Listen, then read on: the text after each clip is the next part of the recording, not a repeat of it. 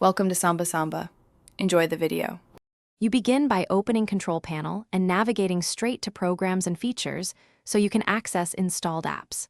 Once there, make sure View By is small icons to reveal the Programs and Features link quickly.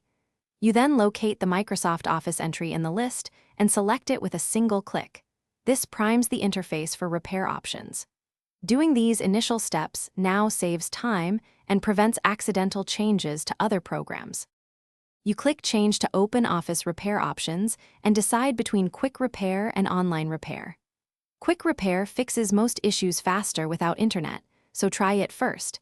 If problems persist, choose Online Repair for a deeper reinstall that requires connectivity. Make sure to close Word and Excel beforehand because running apps can block file updates.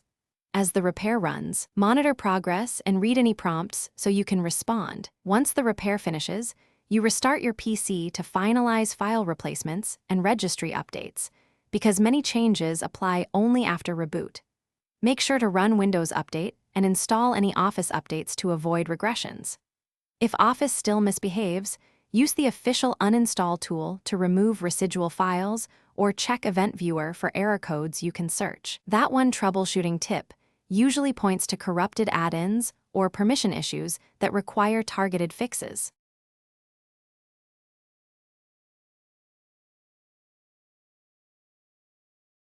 Thanks for watching. Consider subscribing if we helped you.